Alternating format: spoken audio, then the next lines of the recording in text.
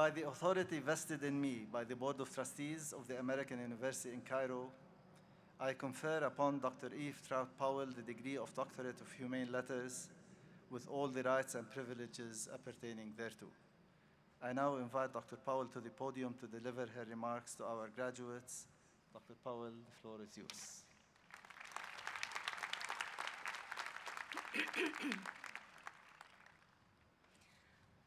Before I begin, I have something I want to say to President Dalal, which I didn't say before, which is that when he called me and invited me and said that I would be honored with this honorary degree, I told him, and I was also invited to give the commencement speech, I told him I would get back to him.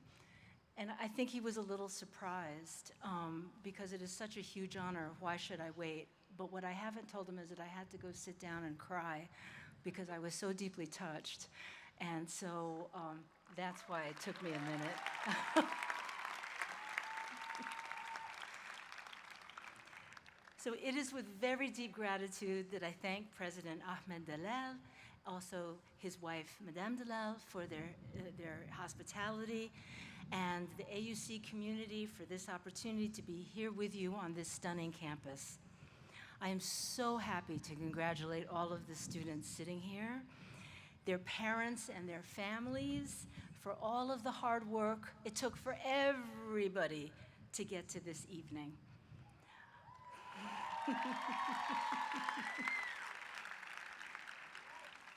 I am also delighted to breathe in the same intellectual space of AUC's gifted and passionate faculty. And I can barely believe how much it has taken for you, our precious COVID generation, to lift up your heads and claim this graduation victory. So I'm going to do it in a kind of American way. Woo-hoo!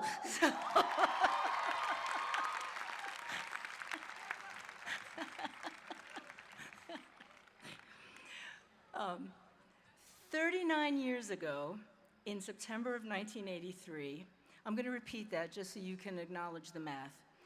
39 years ago, in September of 1983, I was your age. I had just graduated from Harvard University, and I was a disgrace to my mother. I had not found the jobs or the directions that she thought a Harvard degree should bring, like a law degree or business or a medical career.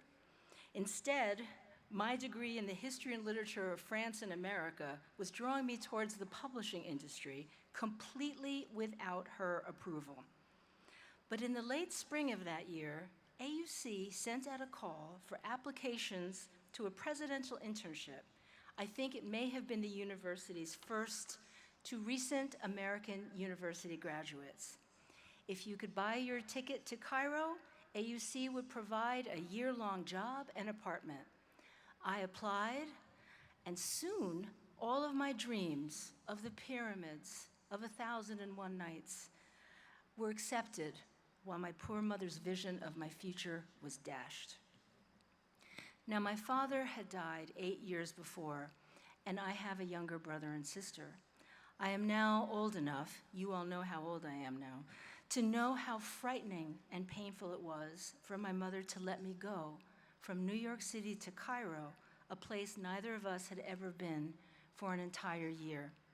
This was 1983.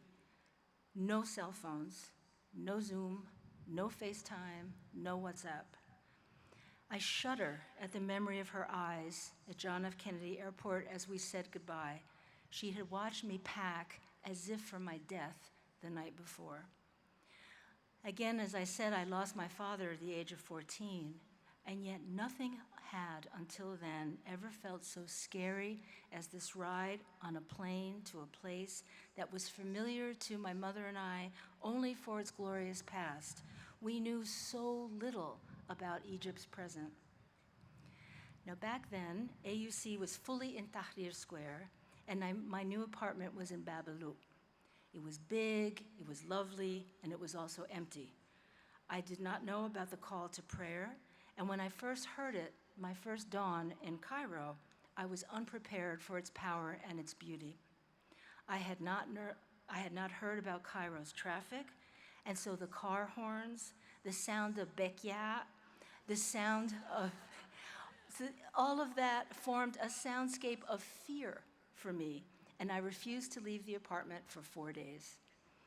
It was not until the bawab of the building knocked on the door, armed with bottles of water and oranges and a look of deep concern, that I was gently forced out into the welcome of AUC's campus and garden.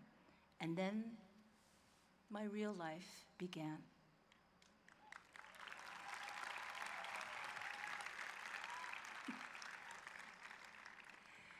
Now, before COVID, it was very common for young graduates to hear from their elders that those years in college would be the best of their lives. I heard this all the time. And I had enjoyed my time at university, but I was certain that my life could not have peaked at the age of 22. And when AUC enabled me to immerse myself in a new city and a new country, everything changed. I met my husband here. I found Arabic here. And that has been a long road of learning and discovery for me. And I vowed, upon returning to the States a year later in 1984, that whatever I did with my life, it would have to mean returning regularly to be in Cairo. And so it has been.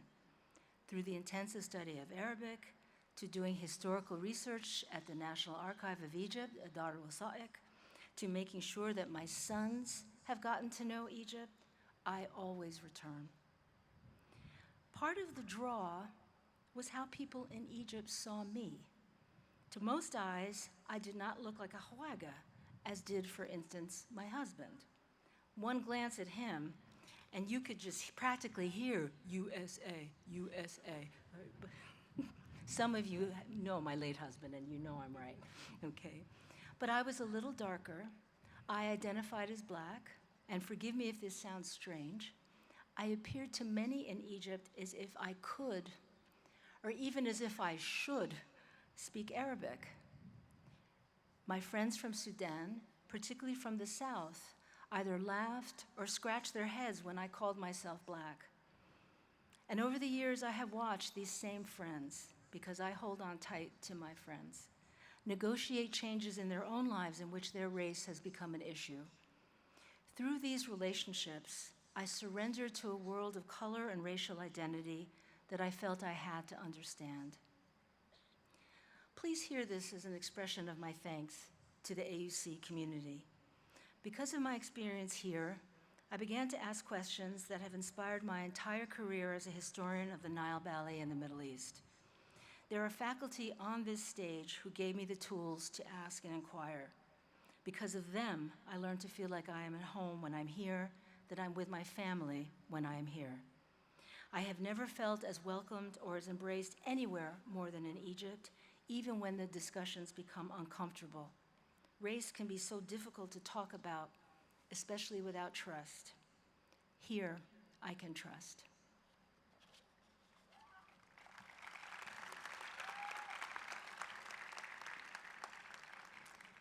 But none of this could have happened if my mother, Bobby Very Troutt, had not had the strength and trust to let me fly far away.